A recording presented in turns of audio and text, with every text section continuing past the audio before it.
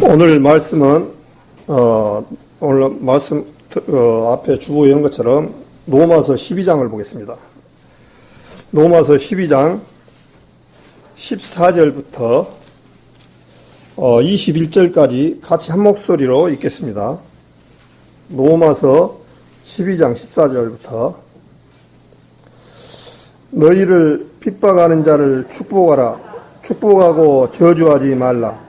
즐거워하는 자들로 함께 즐거워하고 우는 자들로 함께 울라.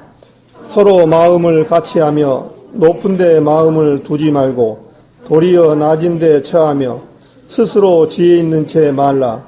아무에게도 악으로 악을 갚지 말고 모든 사람 앞에서 선한 일을 도모하라. 할 수 있거든 너희로서는 모든 사람으로 더불어 평화하라. 내 사랑하는 자들아, 너희가 친히恩수를 갚지 말고 진노하심에 맡기라 기록되었으되恩수 갚는 것이 내게 있으니 내가 갚으리라고 주께서 말씀하시니라. 내恩수가 줄이거든 먹이고 목마르거든 마시우라. 그리함으로 내가 숯불을 그 머리에 쌓아 놓으리라. 악에게 지지 말고 선으로 악을 이기라. 예, 아멘. 오늘 요즘 만나는 사람마다 하두가 전부 아이고 너무 덥다 이런 얘기 들으더라고요. 정말 아마 지금까지 살아온 중에서 아마 제일 오래 가지 않느냐, 날씨가 이 폭염이 오래 가지 않느냐 그런 생각이 되어집니다. 갈수록 더 이런 지구온난화 현상이 많이 심해질 거라고 봅니다. 또 우리가 이 세상에 살아가면서 이 세상이 결코 좋은 세상만은 아닐 겁니다. 왜냐하면 주님께서 말세에 고통하는 때가 온다고 말씀하셔서 이제 갈수록 고통하는 때가 오는데 뭐가 있냐니까 이 세상에 안 좋은 것은 다 들어있더라고요. 먼저 자기를 사랑하고 이기주의요 전부. 그 다음에 돈을 사랑하고 미워하고 질투하고 참 긍휼된 마음, 또 사람이 화를 참지 못하고 성경에 있는 그대로 다 들어있어요. 그래서 이 세상에서는 그리스도가 이 세상에 하나님의 구원받은 성도들이 이렇게 있으니까 그나마 이 세상은 그래도 이렇게 따뜻할 때도 있고 그렇지 않냐 그런 생각이 되어집니다. 그래서 우리 성도님들 더욱고 그렇지만은 하나님을 생각함으로 감사함으로 느껴지면서 살아가야 돼요. 우리 한순간도 하나님의 능력을 입지 않냐고는 살아갈 수가 없다는 그런 존재를 알고 있어야 돼요. 어제 저도 중마동에 일 보러 가서 갔는데 소나기가 엄청나게 쏟아지더라고요. 얼마나 반가운지 한 15분 쏟아졌는데 아스팔트 지열에 보니까 완전히 그냥 이 떨어지는 즉시 물이 증발하더라고요. 그냥 그러면서 온도가 제철에 가니까 그치면서 이 차량에 온도계가 있어서 온도계를 보니까 한 5도가 떨어져 버렸다고요. 순식간에. 제가 여기서 집에서 출발할 때는 33.5도에 표시가 됐는데, 그 소나기가 오니까 28도가 딱 가리키더라고요. 우리 성도님들 생각할 때 1도 낮추고 1도 올리는 게 쉬울 것 같죠? 굉장히 어렵습니다. 그것을 제가 잘하냐면, 제철소에서는 이 샘물의 온도를 높아야 품질이 좋아요. 그래서 제철소에서는 온도와의 전쟁입니다. 온도를 빨리 고도에서 받아가지고 빨리 제강공장으로 갖고 가서 치련을 해서 연주로 빠져야만 이 품질이 굉장히 좋아져요. 근데 온도가 낮아버리면 이 새가 거칠거칠하고 품질이 아주 엉망돼 버려요. 또 그 온도 몇 도를 올리기 위해서 엄청난 돈을 갖다가 부자재를 제가 그 명칭은 모르겠는데 그거를 쏟아 부어서 넣어야만이 온도를 올려요. 근데 온도가 안 올라와요. 몇 도, 2, 3도도 안 올라와요. 그렇게 돈을 넣어서도.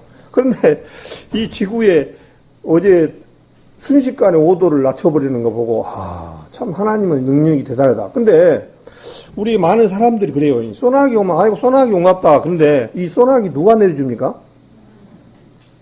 그렇지 않은 분들도 이렇게 그냥 내립니다. 그러네. 근데 우리 성경에서 한번 봅시다, 그러면. 여기를 잡으시고 사도행전을 한번 볼까요? 사도행전 14장을 한번 보겠습니다. 사도행전 14장을 보면은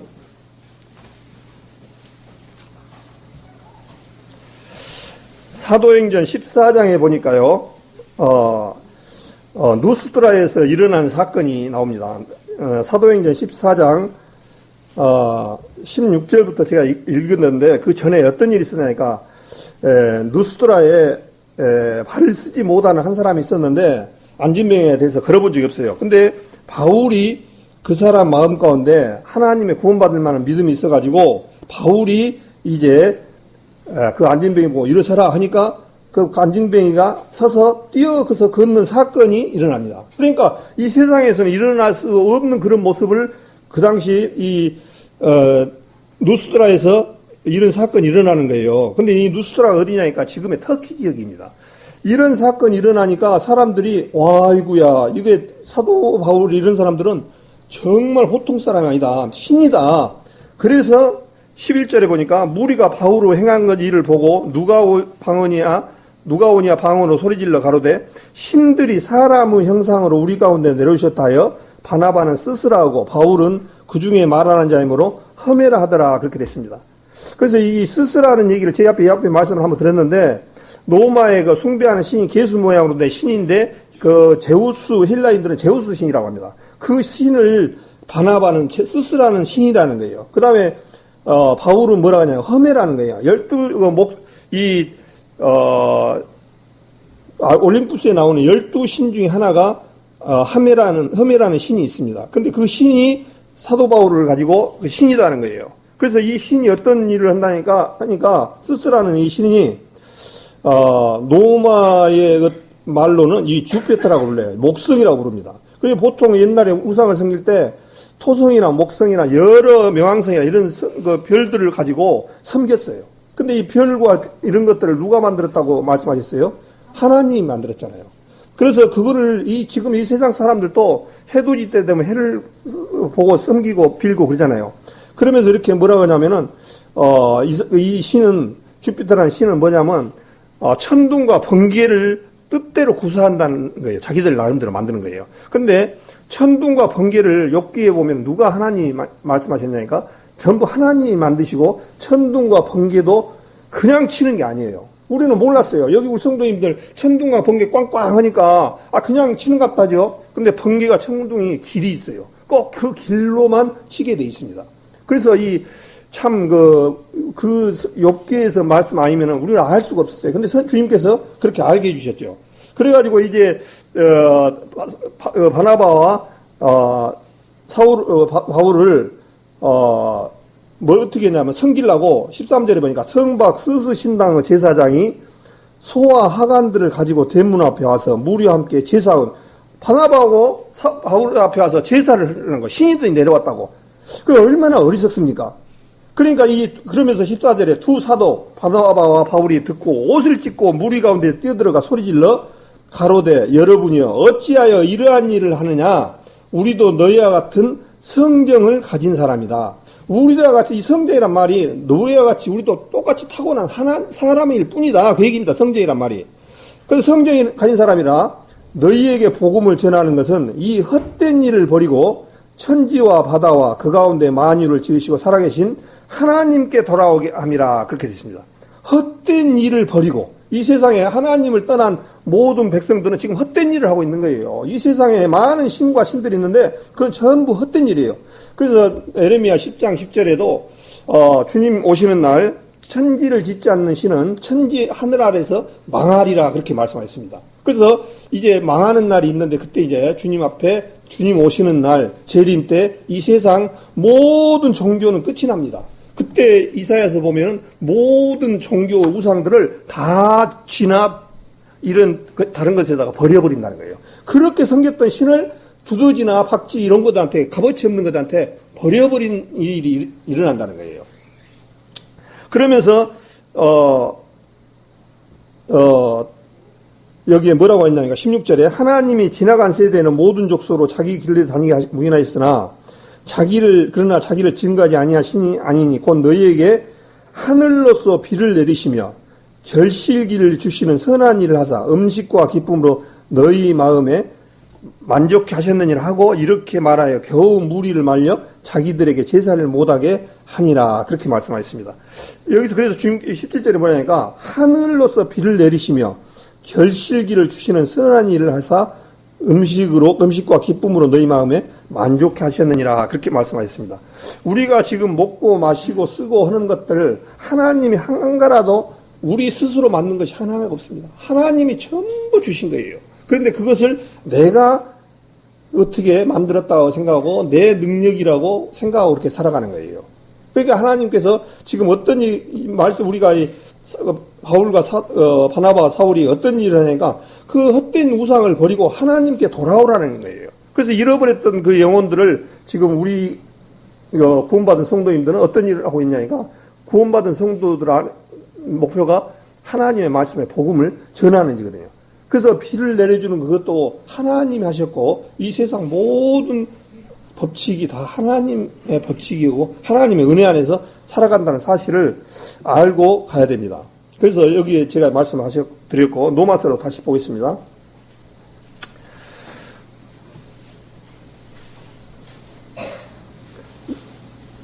이제 우리 성도님들이 요한복음 3장 3절에 보면 진실로 진실로 너에게 말하니 사람이 거듭나지 아니하면 주님의 나라를 갈 수 없다고 오고 또 볼 수 없느니라 말씀하십니다. 이 거듭난다는 것은 제사함을 받고 하나님의 백성으로 태어났다는 얘기예요. 그래서 이제 12장부터 구원받은 성도님들이 어떠한 존재고 어떻게 살아야 되느냐 그 부분을 말씀을 하고 있습니다. 그래서 로마서 12장 4절에 보니까 우리가 한 몸에 많은 지체를 가졌으나 모든 지체가 같은 직분을 가진 것이 아니니 그렇게 됐습니다. 구원받은 사람 안에는 우리가 한 몸에 지체를 가졌다는 거예요. 지금 우리 몸을 들여서 사도 바울 선생은 지금 얘기를 하는 거거든요. 우리 한 몸에 손과 발과 눈과 귀가 모든 것들이 있는데 이게 뭐냐니까 한 몸에 많은 지체를 가졌을 뿐이라는 거예요. 그래서 한 몸이라 되려면 조건이 뭐냐니까 거듭나야 돼요. 구원받아야 돼요. 거듭난 사람은 그리스도 안에 붙어 있는 거예요. 그래서 역할이 각각 다를 뿐이죠. 근데 거듭나지 않으면 한 몸에 한 몸이란 말을 쓸 수가 없어요. 그게 얼마나 중요합니까? 그래서 5절에도 마찬가지로 이와 같이 우리 많은 사람이 그리스도 안에서 한 몸이 되어 서로 지체가 되었느니라. 그냥 교회에 나오니까 지체가 아니라 구원받은 성도님들 안에서 한 마음이 된 사람들을 한 지체 안에서 한 몸이 됐다는 거예요. 한 몸 안에서 지체가 됐다는 거예요. 그래서 예수님 죽을 때 십자가에 달릴 때 우리도 동일하게 주님 앞에 달렸다는 거예요. 그래서 예수님이 세례 요한한테 요단강에서 세례를 줄 때 이 세상 죄를 모두 예수님한테 째려서 모든 죄가 예수님한테 감으로 말미암아 예수님이 죽음으로 말미암아 우리도 같이 죽을 때 예수님 죽을 때 우리도 같이 죽고 예수님이 죽었다가 3일 만에 부활할 때 우리도 같이 예수님 부활할 때 부활했다는 거예요. 그것이 새 생명이에요. 옛사람은 죽고 새 사람이 태어난 것이 바로 그런 얘기를 지금 말씀을 하고 있습니다. 그래서 우리 요한복음 3장인가 보면은 2장인가 보면 너희가 땅의 일을 말하여도 믿지 아니하겠거니와 여기를 잡으시고 요한복음 2장 볼까요? 요한복음을 한번 보겠습니다. 요한복음 3장을 보겠습니다. 3장. 이 요한복음이고 성경의 전부 다 내용이 계속 저는 말씀을 드리지만 누구를 증명을 하냐니까요. 예수님을 지금 증명하는 거예요. 이것을 우리가 정말 저는 이 주님 오신 날까지 이 부분이 확실하게 드러나야 돼요. 예수님이 하나의 인간의 목수의 아들로 바라본 사람은 정말 잘못됩니다. 그래서 우리 보통 사람들이 볼 때 뭐라고 합니까? 4대 성인은 소크라테스, 공자, 석가, 예수님을 4대 성인이라고 그렇게 부릅니다. 성인이라는 것은 덕이나 이 세상 가운데 도덕적으로 월등히 우등한 사람을 성인이라고 그래요. 자, 예수님이 4대 성인에 들어갑니까? 참 그런 사람들 보면 정말 이렇게 때려주고 싶어요. 정말. 감히 이 세상을 창조하신 예수님이 4대 성인 들어가가지고 같이 지금 소크라테스가 유명한 그리스 4대 성인 중에 소크라테스는 그리스의 철학자입니다. 그런데 그리스의 철학자라는 게 공통점이 뭐냐면 학문을 연구하고 하나님을 아는 무리들이 어떻게 보면 철학자들이에요. 그 빈이 빠지면. 똑같아요. 우리 사람들이 누구나 다 어떤 마음이 있냐니까요. 하나님을 찾고자 하는 마음이 있습니다. 우리 하나님이 그렇게 만들어 놓으셨어요. 그래서 종교성이 있어요. 누구나 다. 이 세상에 몇 번 말씀드리지만 어느 미개한 나라고 어느 선진한 나라도 종교를 가지고 있고 우상을 안 섬길 수가 없어요. 그냥 종교성이 있기 때문에. 근데 이제 그것을 올바로 잘, 이게 말씀을, 복음을 통해서 받아들여야겠죠. 그래서 이 소크라테스라는 사람은, 이 실질적으로 가정생활에 이 소크라테스에 좀 알아보니까 좀 미치광이했어요, 사실은. 소크라테스가 어떤 사람이냐면 가정생활을 돌보지 아니하고 얼굴도 별 볼 일 없고 세상에서 말장이.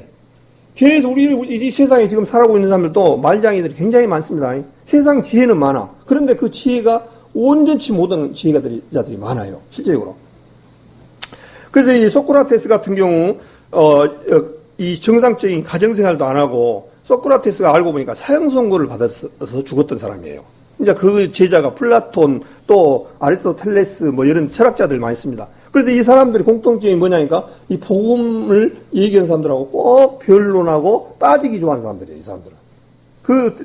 철학자들이. 그래서 사도 바울도 사도행전 11장에 보면 아레오바고 가운데서 스토이고 철학자들과 이 말다툼을 하는 장면이 나옵니다. 그러면서도 철학자들한테 무엇을 가르치냐니까 이 세상을 창조하시고 이 세상을 이끌어 가시는 분은 하나님이다.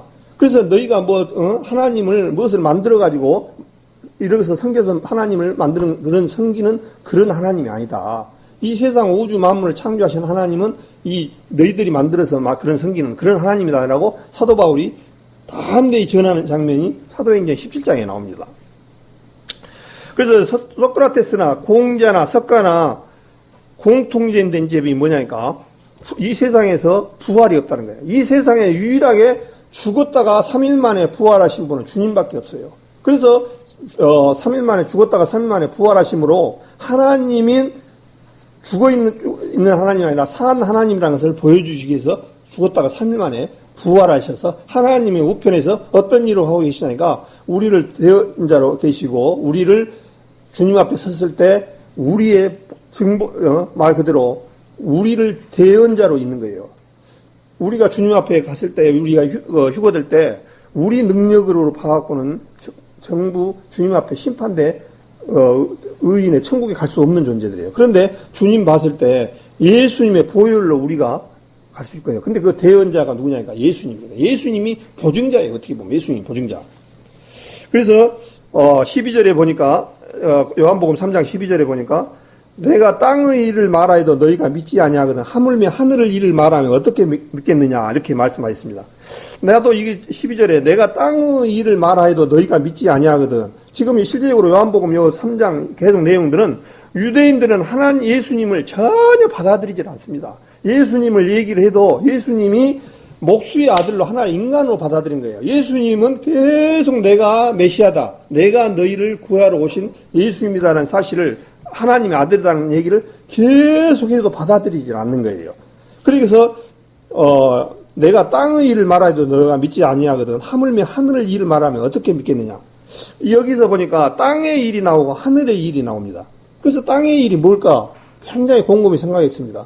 우리 성도님들은 땅의 일이 뭐라고 생각됩니까? 땅의 일이 그냥 회사 생활 잘하고 그러면 내가 생활하는데 그냥 그런 것을 땅의 일이라고 생각하십니까? 이 땅의 일이라는 게 여기서 보니까 거듭난 것이 땅의 일입니다. 땅의 일에서 거듭나야 된다고 얘기를 해도 안 믿는 거예요. 근데 하물며 하늘 일을 말하면 어떻게 믿겠느냐? 하늘 일이라는 것은 어떻겠습니까? 앞으로 우리 구원받은 사람들 죽는 순간 하나님의 영원한 그야말로 낙원에 가서 고통받지 않는 것에 간다라고 주님께서 말씀하셨습니다. 또 주님 공중재림 때 어떤 사건이 일어나냐면 휴거 사건이 일어납니다. 자, 휴거 사건이 일어나면 우리 성도님들 믿습니까? 정상적으로 세상 사람들 같으면 정신 나간 사람들 어떻게 저렇게 우리 세상 사람들이 틀림을 받을 수가 있어? 이렇게 하고 또 어떻게 무덤 쓰고 있는 자가 다 썩어붙는데 어떻게 부활해서 되느냐. 이렇게 내 생각으로 가지면은 받아들이겠습니까? 지금 그 얘기를 해요, 지금. 거듭나야 된다라고 얘기를 해도 안 믿는데 이렇게 된다라고 얘기를 하면 너희들이 믿겠느냐. 그러니까 지금 어떤 생각이냐니까 하나님이라는 분이 내 수준으로 생각하니까 그런 생각이 드는 거예요. 근데 하나님은 이 세상의 모든 것을 지금이라도 쥐었다 폈다 하는 그런 분입니다. 그분은 내 능력 이 정도가 좀 그런 시시한 하나님이 아니에요. 예? 이 세상에 그 천체 우주 만물을 한번 봐보십시오. 밤중에 아브라함 보고 아브라함아 하늘을 봐라, 하늘의 무별을 봐라. 네가 셀 수 있나? 그 무별을 누가 만들었습니까? 하나님이 만들었습니다. 근데 그 무별 하나가 그냥 요만하게 보이지만은 그 하나가 이 지구보다 더 커요. 그런 것이 꽤 많다는 걸 전도집에서도 배우고 과학으로 통해서 증명되어 있습니다. 근데 우리가 지금 살아가는 데 있어서는 잘 모르고 살아가요. 이 공중에 너무 오염이 심하다 보니까. 그런데 저 산속이나 그 다음에는 정말 공장이 없고 필리핀이나 이스라엘 같은 데 이런 데 가서 하늘을 쳐다보면 하늘에 그냥 별들이 빽빽히 차 있습니다. 이거는 뭐 저만 온 게 아니라 보신 분들은 다 알 거예요.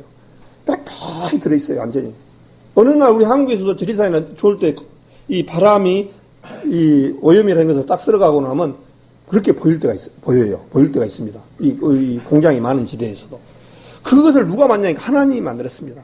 그 속에서 그런 하나님을 우리 수준으로 맞춰서 살아보면은 정말 얼마나 우리가 생각할 때 하나님을 그렇게 바라보았을 때 얼마나 어리석겠습니까? 그러면서 12장으로 돌아가겠습니다. 로마서 12장 아까 14절부터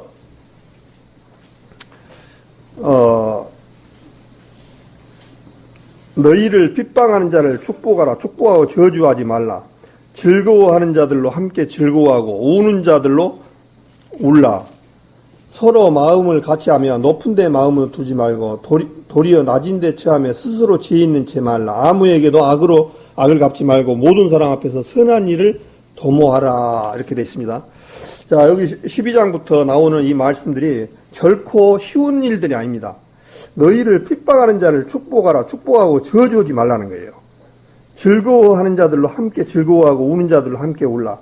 이제 우리 그리스도 안에서는 특히 한 몸이 되어서 성도님들이 좋은 일 있으면 같이 즐거워하고 같이 합해주고 또 축복하고 저주하지 말라라고 말씀하시고 즐거워하는 자들로 함께 즐거워하고 우는 자들로 함께 울라 그렇게 되어 있습니다. 이 한 몸이 되어서 우리 구원받은 성도님들은 실제적으로는 각각 따로지만은 하나님 편에서는 정말 귀한 존재예요. 이 세상 어떠한 거 비교할 수 없는 그런 존재들이에요. 그러면서 서로 마음을 같이 하며 높은 데 마음을 두지 말고 도리어 낮은 데 처하며 그렇게 됐습니다. 서로 마음을 같이 하며 그렇게 됐습니다. 우리 구원받은 성도님들 안에 제일 중요한 것이 서로 마음을 합해지는 것이 굉장히 중요하더라고요. 정말 이 서로 마음을 합해지는데 우리 나가야 됩니다. 그 다음에 높은 데 마음을 두지 말고 이 높은 데라는 얘기는 뭔 얘기냐면 저 산에 그 얘기를 높은 건 아닙니다. 이 교만을 얘기합니다. 교만은. 그러니까 이 교만한 마음이 높아져 있다 이렇게 말을 하거든요. 구원받은 사람들은. 그래서 잠언 16장 18절에 보면 교만은 패만의 선봉이요 거만한 자는 넘어지면 앞잡이니라 이렇게 말씀하셨습니다. 그래서 우리 교회 안에 구원받은 성도님들은 첫째 마음을 같이 하고 또 높은 데 마음을 두지 말고 낮아지라는 거예요. 그러면서 낮은 데 처하며 낮은 데 처한다는 얘기는 겸손과 낮아짐으로 나가는 거예요. 그래서 여기에 보니까 잠깐 잡으시고 빌립보서 2장을 보겠습니다. 빌립보서 2장 우리가 너무나 잘 아시는 말씀이죠. 빌립보서 2장 5절을 보겠습니다. 너희 안에 이 마음을 품으라 곧 그리스도 예수의 마음이니 그는 근본 하나님의 본체시나 하나님과 동등됨을 취할 것으로 여기지 아니하시고 오히려 자기를 비워 종의 형체로 가져 사람들과 같이 되었고 사람의 모양으로 나타나셨음에 자기를 낮추시고 죽기까지 복종하셨으니 곧 십자가에 죽으심이라 그렇게 되어 있습니다. 사람의 모양으로 낮추시기까지 했다는 거예요. 이분이 누구냐니까 이분이 예수님 곧 하나님이에요. 하나님이 사람의 모양으로 낮추시기까지 했다는 거예요. 그래서 예수님의 십자가에서 골고다에서 돌아가신 그 보혈은 이 세상 어떠한 보혈하고도 비교될 수 없고 어떠한 것도 비교될 수가 없습니다. 그래서 너희 안에 이 마음을 부으라는 것이 곧 예수님의 같은 마음이에요. 예수님은 내가 섬김을 받으러 온 것이 아니라 섬기러 왔다라고 예수님이 말씀하셨고, 그분은 하나님이지만 요한복음 13장에 보면 베드로를 발을 씻기는 장면이 나옵니다. 자, 하나님이 사람의 발을 씻길 정도면 얼마나 정말 대단한 낮아지는 그런 마음입니까? 예? 그러면서 예수의 마음을 가지라는 거예요, 우리 안에. 그러면서 6절에 그는 근본 하나님의 뭐라고요? 본체시라는 거예요. 본체가 뭐냐면 하나님이다 그 얘기입니다. 본체가. 그분은 근본적으로 하나님의 본체시라는 거예요. 하나님이라는 거예요. 하나님의 본체시나 하나님과 동등됨을 취한 것을 아니하시고 하나님이 하나님 아들로 동등됨을 취하지 않냐고 사람으로 종의 형체로 오셨다는 거예요. 이 세상에. 그래서 예수님이 오셔서 골고다에서 오실 때 뺨을 맞고 침을 뱉고 가시면류관을 맞고 그렇게 하셨던 분이에요. 그래서 사람의 모양으로 죽기까지 복종하셨으니 곧 십자가에 죽으심이라 그렇게 말씀을 하셨습니다. 이왕 보였으니까 여기 놔두시고 베드로전서를 한번 보겠습니다.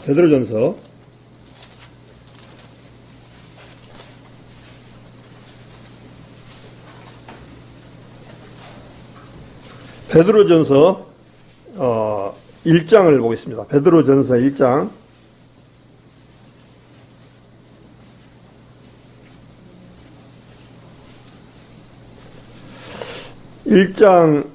18절부터 제가 읽겠습니다. 베드로전서 1장 18절. 너희가 알거니와 너희 조상의 유전한 망령된 행실에서 구속된 것은 은이나 금같이 없어질 것으로 한 것이 아니요 오직 흠없고 점없는 어린 양 같은 그리스도 보배로운 피로 한 것이니라 그렇게 말씀하셨습니다. 보배로운 피로. 그래서 여기 조상의 유전의 망령된 행실이 뭐겠습니까? 우리 아담의 한 사람으로 말미암아 죄가 들어오고 그 죄로 말미암아 사망이 왔다고 하셨습니다. 그래서 우리 지금 성도님들 참 어렵게 살아가고 계신 분들 많아요. 나이가 드니까 아프고 병드는 분들도 많고 또 저희 가족들 어머니 아버지 나이 드신 분들 봐도 어려운 고통 속에서 또 힘들고 그런 분들이 굉장히 많습니다. 눈도 안 보이죠. 침침하죠. 귀도 잘 안 들리죠.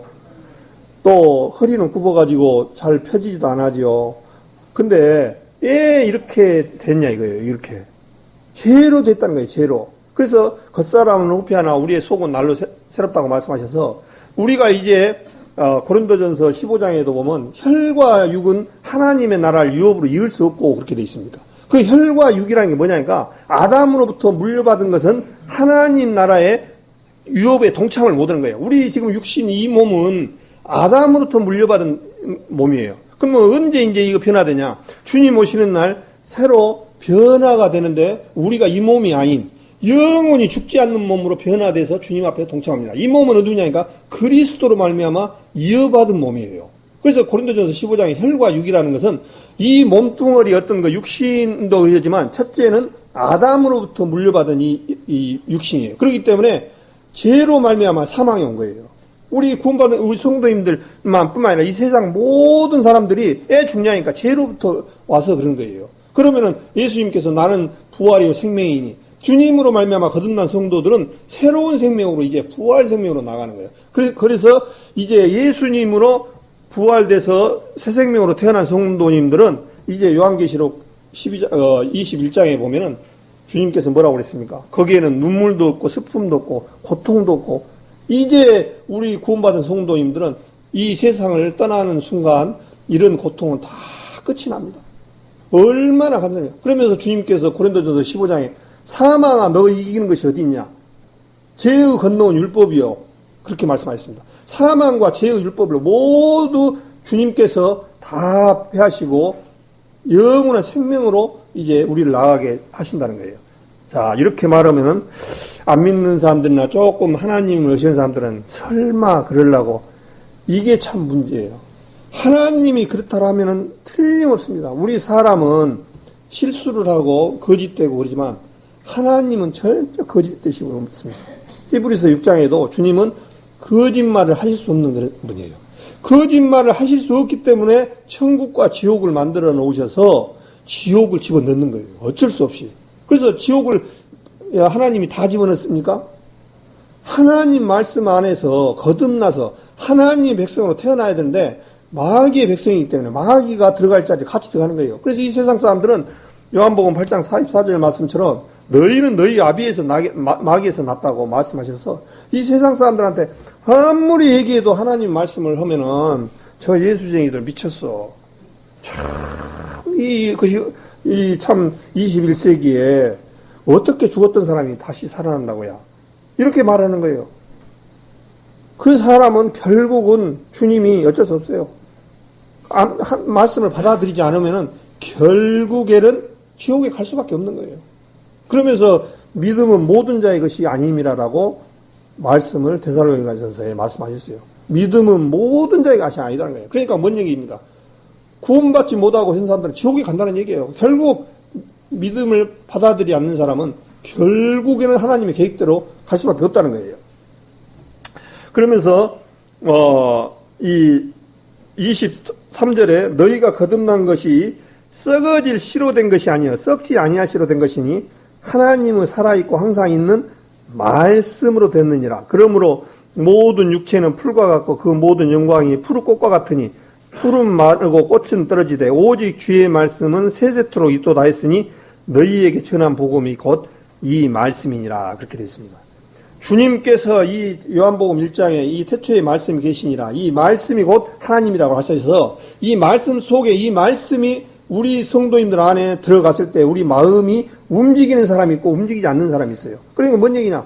나는 하나님이 없어. 나는 하나님이 그런 부분을 믿질 않아. 이렇게 되다 보면 가다 버리면 하나님의 말씀이 절대 안 들어갑니다. 그러나 그 마음 가운데 그래 나는 못하지만 하나님은 하실 수 있어. 그런 마음으로 바꾸면은 주님의 말씀이 들어가는 거예요. 그러면 그 마음이 움직여서 활짝 열어놓으면 주님이 들어가는 거예요. 그래서 10절에 24절에 모든 육체는 풀과 같고 그 모양이 모든 영광이 푸르고 꽃 같으니 풀은 마르고 꽃은 떨어지되 오직 주의 말씀은 세세토록 있도다 하였으니 그렇게 했습니다. 이사야서 40장 6절을 가지고 지금 베드로가 얘기합니다. 모든 육체는 풀과 같다는 거예요. 지금 우리 성도님들 살아가고 있는 것이 풀과 같다는 거예요. 풀은요, 나와서 이렇게 자랄 때 싱싱하다가 햇빛이 뜨거운 바람이 부니까 마르고 사람이 풀을 베으니까 한순간에 말라버려 버린 거예요. 꽃과 같으니, 또 꽃도 마찬가지예요. 그 아름다운 꽃도 한문은 11호이라지 않습니까? 아무리 이쁜 꽃도 10일을 안 간다는 거예요, 보통. 물론 10일 더 간 것도 있겠죠. 그러나 대체적으로 꽃은 10일 이상 안 간다는 거예요. 한문은 11호에서 10일 지나면 그 이쁜 꽃도 시들으니까, 우리 벚꽃 뽑아요. 막 필 때는 얼마나 아름답습니까? 그런데 불과 하루나 이틀 지나니까 점점 정말 별 볼 일 없던 것에다가 어느 날 갑자기 떨어져서 천덕꾸리가 되는 것처럼 우리 인생도 그렇게 되는 거예요. 우리 인생도. 그래서 종기에 처하나 깨닫지 못하는 자는 멸망한 짐승과 같다고 말씀하셔서 이 세상에 우리 그 뱃사공의 그 옛날 그 우화 들으셨잖아요. 참 들을 때마다 그 감사가 되더라고요.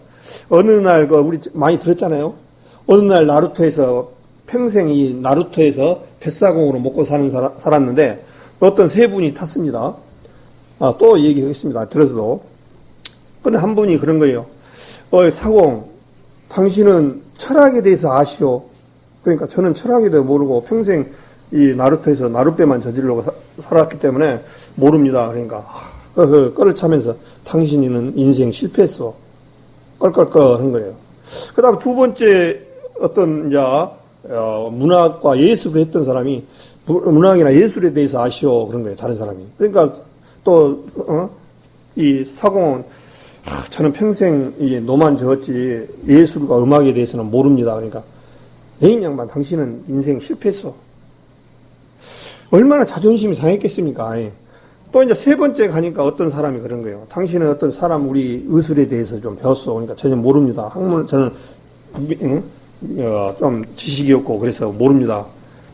당신 마찬가지로 정말 실패한 인생이요.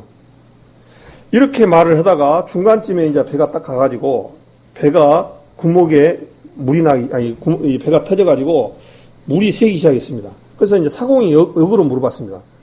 첫 번째 철학을 연구했던 분 수영할 줄 아요? 그러니까 수영 못합니다. 그러니까 당신은 인생 실패했어. 또 반대로 나가는 거예요. 두 번째 문학을 직인했던 보고 당신 수영할 줄 아요? 그러니까 할 줄 모릅니다. 그러니까 당신도 실패했어. 세 번째 의사 선생 당신 수영할 줄 아요? 그러니까 할 줄 모르요.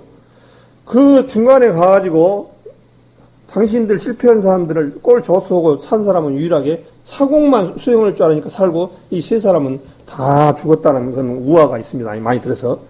근데 이 세상 사람들의 그 모습들이 그 참 우화 속에서 많이 들어있습니다. 이 세상에는 엄청나게 잘나고 잘하고 했던 사람도 죽음을 준비하지 못해서 끝장난 사람들이 많습니다. 제가 프랑스에 가보니까 프랑스를 최고 우리나라는 영웅하면 세종대왕하고 이순신 장군이잖아요. 근데 프랑스는 최고 영웅이 누구냐니까 나폴레옹 장군입니다. 나폴레옹은 키가 1m 65도 안 됐답니다. 키가 조그만했더라고요. 근데 이 나폴레옹 벽화를 걸어놨는데 벽화뿐만 아니고 시내 곳곳에 나폴레옹 동상이 있어요. 근데 나폴레옹은 엄청나게 프랑스를 이 전쟁에서 구해오고 엄청난 능력을 발휘했던 그 나폴레옹입니다. 근데 나폴레옹도 결국에는 젊은 나이에 죽었어요. 그러니까 결국 이 세상의 천하 영웅들도 결국에는 다 죽고 별 볼 일 없더라는 거예요. 그래서 제일 중요한 것이 하나님 말씀을 믿고 가는 것이 얼마나 귀한가 그런 부분들 우리 성도님들 정말 가질 필요가 있어요. 정말. 지금 우리가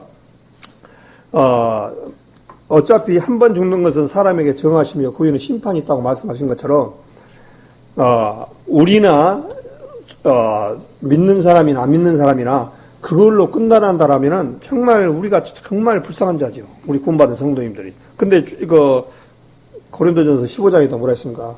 다만 이생뿐이면 우리가 가장 불쌍한 자리라 그렇게 말씀하셨습니다. 다만 이 세상은 이걸로 끝난다라면 가장 불쌍한 자라는 거예요. 그런데 고린도전서 15장에 부활을 엄청나게 이렇게 들어서 썰어서 사도 바울이 특별히 더 말씀을 크게 이렇게 써 있어요. 60절까지가 있습니다. 15장은 60절까지가. 제일 고린도전서에서 제일 많이 비중을 차지하고 많이 썼던 내용이 고린도전서 15장이에요. 그래서 이 부활을 읽을 때마다 정말 우리 성도님들 힘을 얻고 나가시기를 바랍니다. 정말. 사도행전 17장을 한번 볼까요? 여기 잡으시고 사도행전 17장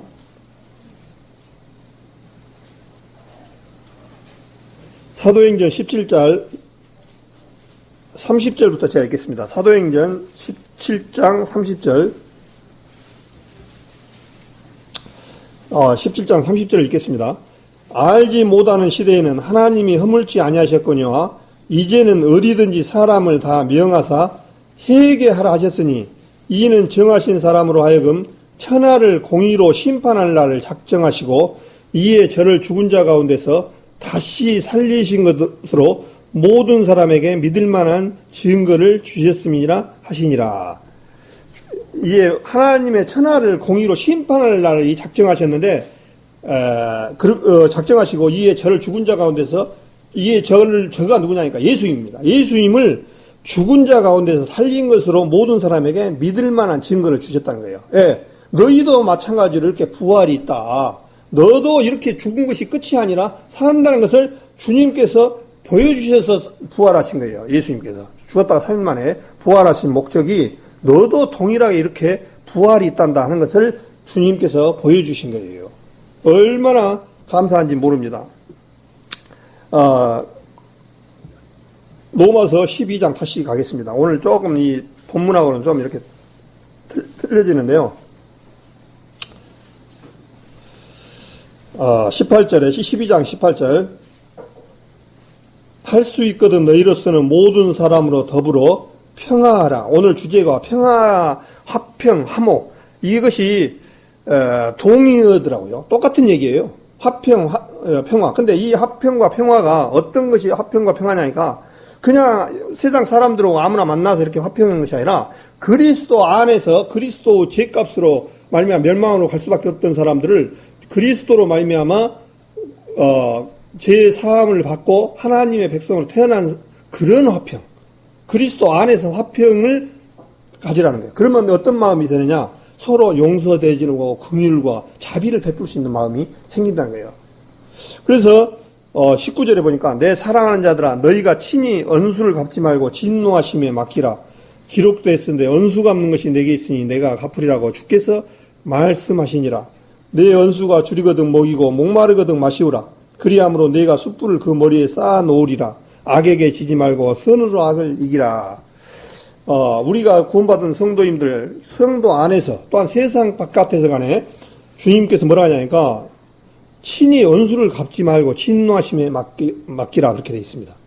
우리 때로는 우리 사람이 참 옛날 말이 있잖아요. 주먹은 가깝고 법은 멀다고 그러잖아요.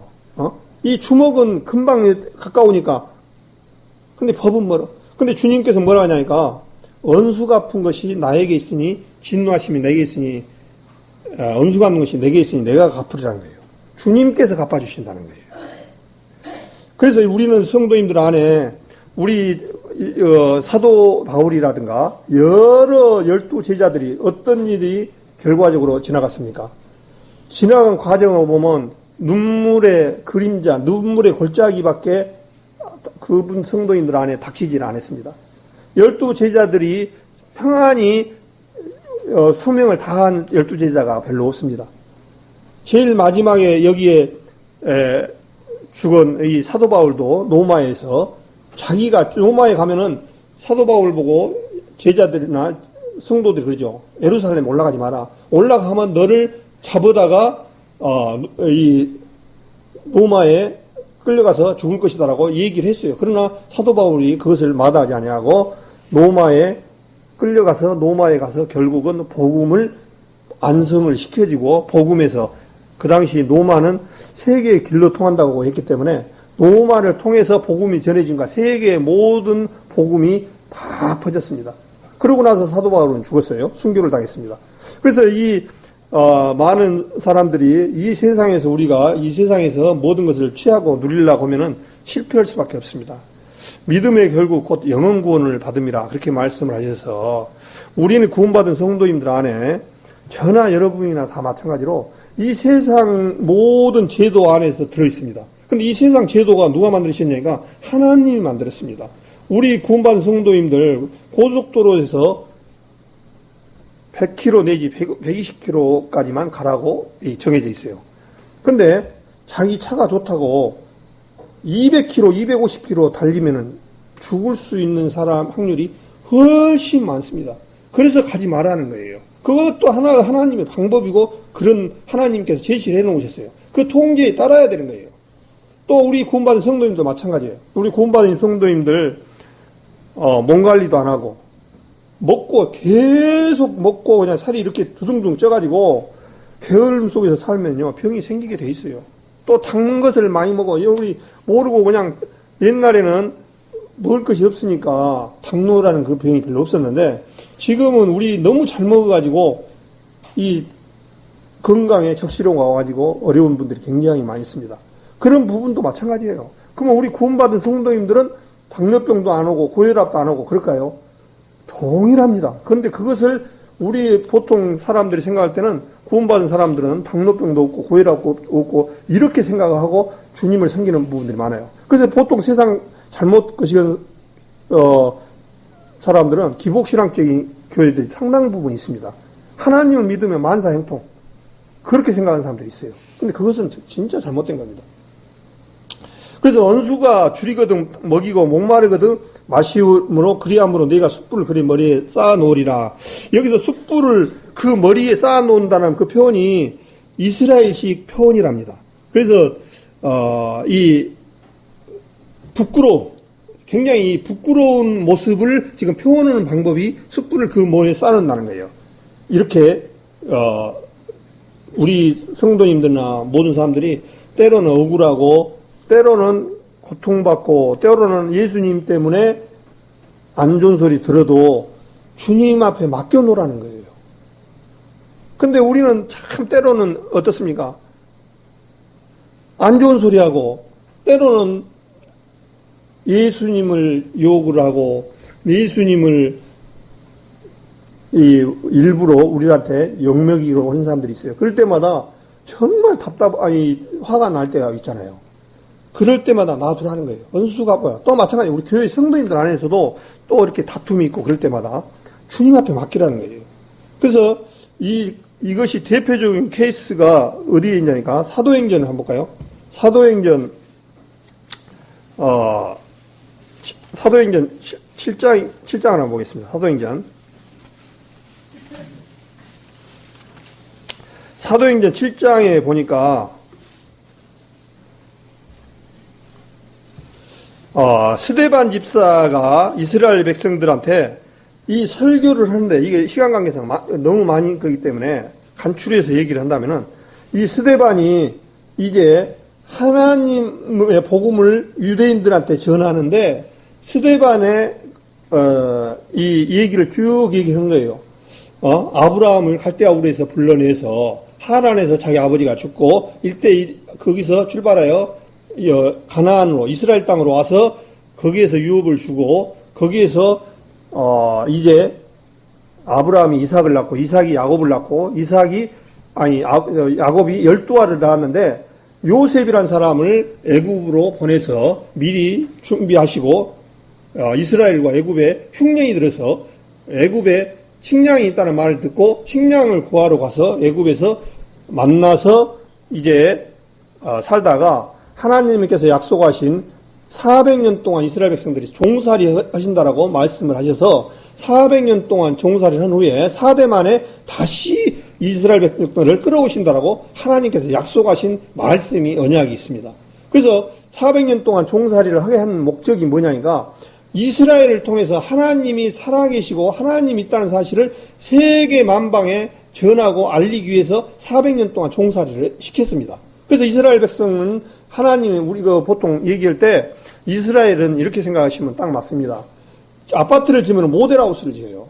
그럼 아파트를 아직 짓지도 않는데 뭘 먼저 지느냐니까 모델하우스를 지었습니다.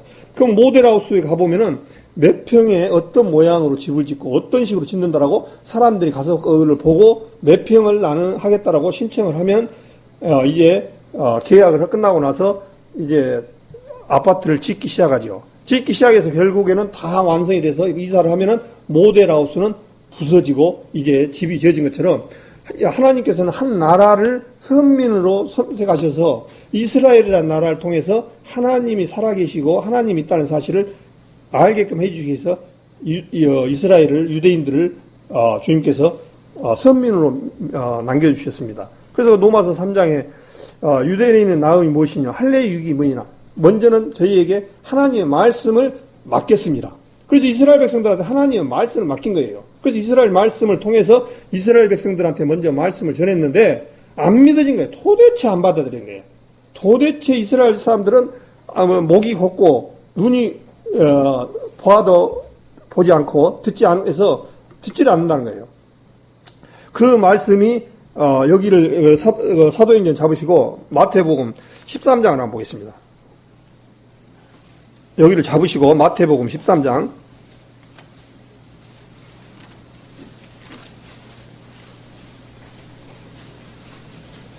마태복음 13장 13절부터 제가 읽겠습니다.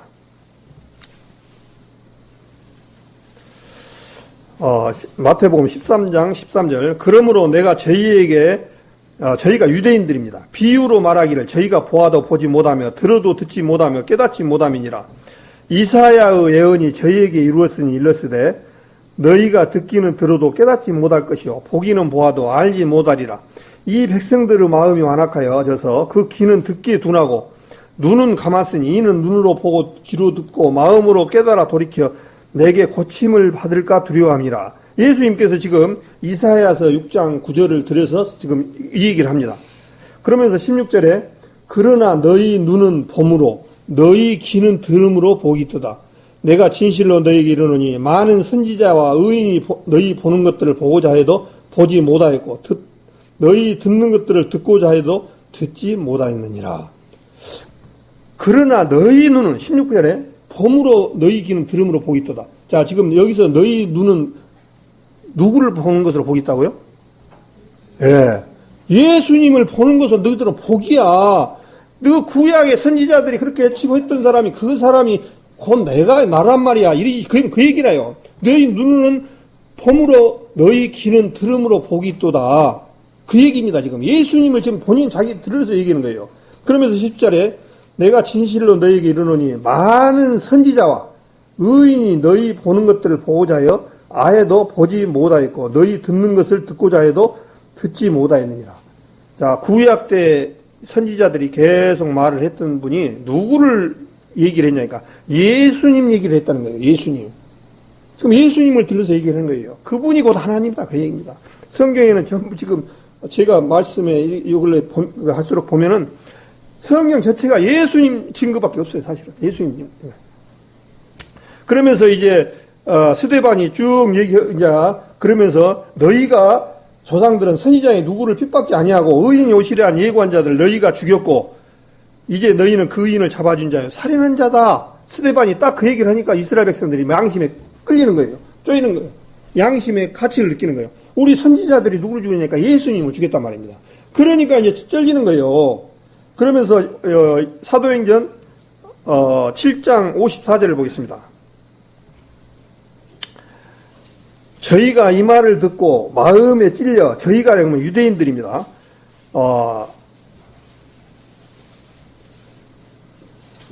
사도행전 10장까지는 고넬료 사건이 나옵니다. 10장에 고넬료는 이방인이 최초로 구원받은 사건이 누구냐면 고넬료라는 사람이에요. 이달리아 대 백부장인데 그 사람이 최초로 구원받고 지금 이 사도행전 9장까지는 누구냐니까 전부 유대인입니다. 이방인 이런 생각을 하지 마시고 지금 유대인들한테 지금 계속 얘기를 한 거예요. 그래서 54절에 저희가 이 말을 듣고 마음에 찔려 저를 향하여 이를 갈거든 스데반이 성령이 충만하여 하늘을 우러러 주목하여 하나님의 영광과 예수께 하나님 우편에 서신 것을 보고 말하되 보라 하늘이 열리고 인자가 하나님 우편에 서신 것을 보노란데 저희가 큰 소리를 지르며 귀를 막고 일심으로 그에게 달려들어 성 밖에 내치고 돌로 칠세 증인들이 옷을 벗어 사울이라는 청년의 발 앞에 두니라. 저희가 돌로 스데반을 치니 스데반이 부르짖어 가로되 주 예수여 내 영혼을 받으시옵소서 하고 무릎을 꿇고 크게 불러 가로되 주여 이 죄를 저들에게 돌리지 마옵소서. 이 말을 하고 자니라. 그렇게 됐습니다. 자, 여기서 보니까 스데반 집사가 숨겨는 장면이 나옵니다. 근데 마옵소서 하고 이 말을 하고 자니라 얘기니까 지금 스데반이 지금 한숨 자는 겁니까? 아닙니다. 죽었던 것을 우리 그리스도인들은 죽음을 잔다 그렇게 말씀하셔요. 얼마나 멋있습니까? 우리 어르신들 누구든 마찬가지로 구원받은 사람은 죽었다라고 말하는 게 아니라 잔다 그런답니다. 잔다. 잠은 일어나야 하면 깨우는 게 잠이에요. 근데 일반 사람들이 죽으면 죽었다고 그래. 참 얼마나 감사합니까? 성경에도 스데반이 잔이라 그렇게 됐습니다. 잔이라. 그러니까 지금 스데반이 지금 낮잠 한숨 자냐 그 얘기가 아니라는 얘기예요. 스데반이 순교를 당한 장면입니다. 그런데 스데반이 지금 하나님 앞 유대인들한테 말씀을 전했는데 돌에 맞아 죽으면 주님 나 억울해 정말 죽겠습니다. 저놈들 좀 당장 불벼락을 내려서 당장 쳐 죽이십시오. 이렇게 안 하고 스데반이 뭐라 했습니까? 저들의 죄를 저들에게 돌리지 마옵소서. 이 말을 하고 자니라 그렇게 됐습니다. 그래서 우리 구원받은 성도님들 스데반 집사 같은 마음이 되어져야 돼요. 우리가 지록 좀 여러 사람들한테 핍박을 당하고 좀 안 좋은 일이라도 저들이 알지 못하고 해서 그렇습니다라고 그렇게 되는 거예요. 그러면은 이것을 아까 로마서 12장의 말씀처럼 주님 누가 갚아주시냐니까 주님이 갚아주신다는 거예요. 주님이. 예? 그래서 근데 스데반을 죽일 때 지금 누가 앞장섰냐니까 사울이 그랬습니다. 자, 사울이 지금 어떤 사람이냐면 이 11 제자 후에 유다가 배반한 후에 마띠아를 뽑아서 12제자가 당한 후에 사도 바울을 들어서 하나님께서 쓰셨는데 하나님께서 사도 바울을 쓰셨는데 사도 바울이 하나님 앞에 이방인 사도로 제일 크게 쓰셨던 사람이 사도 바울입니다. 근데 지금 그 전에 어떤 일이냐니까 예수 믿는 사람들을 잡아 죽이고 했던 사람들이 누구냐니까 사울이었습니다. 그 당시 이름은 바울이 아니었습니다. 사울이었습니다. 사울에서 바울에 바꿔지는 것은 이제 구원받고 나온 후에 바울로 바꿔집니다. 사울이는 왜 이 사울이 이름을 지었냐니까 이스라엘의 첫 번째 왕이 사울 왕이 굉장히 키도 크고 잘생기고 용모가 등장하고 그래서 사울 왕을 이름을 지어서 사울이라는 뜻이 크다는 뜻이에요. 그래서 이 세상에 우리 사람들은 마귀 사단은 어떤 걸 좋아하니까요. 제일 자기를 앞세우고 자기를 나타내는 것이 사단이 특성이에요. 근데 반대로 예수님의 특성은 예수님을 드러내지 아니하고 낮아지고 겸손하고 하는 것이 특성이에요. 그래서 마귀는 항상 하나님을 대적자로 하는 거예요. 그래서 우리 성도님들 안에도 마귀가 들어가면 사단이 들어가면요 항상 교회 안에서 대적자가 되는 거예요. 내가 그런 것이 아니라 마귀 사단이 들어가서 그 성도를 움직이는 거예요. 예? 그러니까 이 사단이 어디에 쓰이냐, 어떻게 사단 앞에 쓰이냐가 굉장히 중요합니다. 그래서 사울이라는 사람은 이 당시에 보니까 스데반을 돌로 치는데 앞장서고 아주 그랬던 사람이에요. 그러면서 8절, 1절에 보니까 1절에 사울이 그의 죽임당함을 마땅히 여기더라. 지금 이 사도 바울의 이때 사도 바울의 모습하고 구원받고 나서 사도 바울의 그 모습하고 어떻습니까?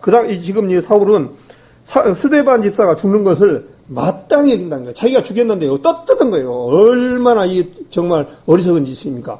그러니까 그러면서 그날에 예루살렘에 있는 교회에 큰 표방이 나서 사도 외에는 다 유대와 사마리아 모든 땅으로 흩어지니라. 경건한 사람들이 스데반을 장사하고 유하여 크게 울더라. 사울이 교회를 참멸할세 각 집에 들어가 남녀를 끌어다가 옥에 넘기니라. 사도 바울이 얼마나 지금 악랄한 일을 하냐면 교회를 참멸한다는 것이 뭐냐니까 멸절을 해버린 거예요. 아니라 교회에 가서 사람들을 잡아다가 전부 옥에다가 잡아 넘기고 남녀를 허락없이 남자뿐만 아니라 남녀를 끌어다가 옥에 넘기는 사람이 이 사도 바울이었습니다. 그러면서 사절에 흩어진 사람들을 두루 다니며 복음의 말씀을 전할세. 근데 왜 그러냐니까 주님의 말씀을 이루기 위해서 참 우리는 이 부분들을 좀 이렇게 반성을 하고 우리도 저부터 느껴야 됩니다. 주님께서 사도행전 1장 8절에 보면 너희가 성령이 권능이 임하시면 너희가 예루살렘과 유대와 사마리아 땅끝까지 이르러 내 증인이 되리라고 하나님이 약속을 하셨어요. 그런데 전부 안주하고 있는 거예요, 이게. 그러니까 이제 하나님께서는 사울이라는 사람을 등용해서 어떤 일이냐니까 흩어지게 만드는 거예요. 이 사도 바울을 통해서. 그래서 이제 흩어져 가지고 이제 사마리아 성에 복음이 전해지는데 누구를 통해서 전해지니까 빌립 집사를 통해서 사마리아 성에 복음이 전해졌습니다. 자, 예루살렘과 유대와 사마리아 말씀드려. 그 다음에 사마리아가 지금 빌립을 통해서 복음 전해지고 사도 바울 선생을 통해서 이제 세상 끝날까지 복음이 전해지는 그런 사건이랍니다. 그래서 빌립이 사마리아 성에 복음이 전해져서 이렇게 나갑니다. 그러면서 이제 사도행전 9장에 보면은 다메섹 석상에서 사도 바울이 구원을 받는 장면이 나옵니다. 9장 4절에 보니까 사도행전 땅에 엎드러져 들으며 소리써 가라사대 사울아 사울아 내가 어찌하여 나를 핍박하나 하시거늘 대답하여 내 주여 니시니까 가라사대 나는 내가 핍박하는 예수라 내가 일어나 성으로 들어가라 행할 것을 내게 이를 자가 있느니라 하시니 그렇게 말씀을 하고 있습니다. 그래서 사도 바울이 이제 다메섹 석상에서 구원을 받고 나서 이제 새 생명으로 태어나서 이제 보여지는데 그 전까지 어떤 일이냐니까 눈이 캄캄해졌습니다. 그래서 눈의 캄캄함이 뭐냐니까 비늘 같은 것이 사도 바울의 눈을 가렸습니다. 사도 바울 마음 가운데는 오로지 자기 능력과 믿음을 쫓아서 하나님을 섬기는 것이 잘 섬긴 것이라고 생각해졌던 율법주의자였습니다. 그래서 그 율법이 눈을 딱 가렸습니다. 오로지 사도 바울 안에는 은혜는 안 보였습니다. 그래서 율법만 보여서 예수님을 전하는 사람들 잡아다가 죽이고 그랬던 거예요. 그런데 어떤 일이 일어나니까 17절에 보겠습니다. 9장 17절에 아나니아가 떠나 그 집에 들어가서 그에게 안수하여 가로되 형제 사울아 주 곧 네가 오는 길에서 나타나시던 예수께서 나를 보내어 너로 다시 보게 하시고 성령으로 충만하신다 하니 즉시 사울의 눈에서 비늘 같은 것이 벗어져 다시 보게 된지라. 일어나 세례를 받고 음식을 먹음에 강건하여지니라. 사울이 다메섹에 있는 제자들과 함께 며칠 있을 때 즉시로 해당해서 예수의 하나님의 아들이심을 전파하니. 지금 어떤 사건이 일어나니까 눈이 가려졌던 것이 눈에 비늘이 벗겨지니까 이제 누구를 증거냐니까 예수님을 증거하는 사건이 일어납니다. 이 비늘이라는 것이 실제 어떤 비로푸대 그 비닐이 아니라 사도 바울 마음에 눈에 가려졌던 율법을 말하고 율법을 의미합니다. 그 율법이 벗어지니까 은혜가 보이는 거예요. 그래서 이제 사도 바울은 하나님 앞에 쓰임을 받았던 것이 얼마나 자기가 하나님 앞에 말씀 앞에 잘못 나갔다는 것을 이제 회개하고 주님 앞에 온전히 들어질 것을 마음에 묻고 이제 하나님 앞에 쓰임을 받는 그런 일들로 일어납니다. 그러면서 이제 디모데전서 2장을 한번 보겠습니다. 사도 바울이 그 말씀을 하시죠. 디모데전서 1장을 보겠습니다. 이 사도 바울이 이제 자기 간증을 또 하시는 거예요. 이제 디모데전서 1장 12절 나를 능하게 하신 그리스도 예수 우리 주께 내가 감사함은 나를 충성되이 여겨 내게 직분을 맡기심이니 내가 전에는 해방자요 핍박자요 포행자였으나 도리어 긍휼을 입은 것은 내가 믿지 아니할 때에 알지 못하고 행하였습니다. 라고 사도 바울이 간증을 합니다. 자, 사도 바울 같이 성경을 많이 알고 사도 바울 같이 학문을 율법의 가말리엘 문화에서 율법을 정식으로 배우고 엄한 파에서 배웠던 사도 바울이 뭐냐니까 알지 못하고 행하였습니다. 그렇게 말씀하셨습니다. 그러면서 뭐라고 하냐니까 14절에 우리 주의 은혜가 그리스도 예수 안에 있는 믿음과 사랑과 함께 넘치도록 풍성하였도다. 미쁘다. 모든 사람이 받을 만한 이 말이여 그리스도 예수께서 죄인을 구원하시려고 세상에 임하셨다 했도다. 죄인 중에 내가 개수니라. 구원받고 나서 보니까 사도 바울이 이 세상에서 죄인 중에서 자기가 개수랍니다. 우리 구원받은 성도님들도 마찬가지예요. 구원받고 나서는 그냥 내가 죄 있다라고 느껴지는데 주님의 은혜가 더 커할수록 어떠냐니까 죄가 커지는 거예요. 가장 내 자신이 더러운 존재였구나. 가장 내 자신이 주님 앞에 더러운 존재고 정말 악한 사람이었구나 하는 것을 느껴지는 거예요. 왜냐하면 은혜가 커지니까. 그래서 요한복음 1장에 보면은 은혜 위에 은혜라 말이 나옵니다. 그건 뭔 말일까요? 은혜에 있는데 은혜 위에다가 또 은혜라는 거예요. 그럼 무슨 얘기일까요? 은혜 위에 은혜. 이것을 한번 보고 마칠까 합니다. 오늘 다른 말씀은 반도 못 해버렸네요. 요한복음 1장을 한번 볼까요?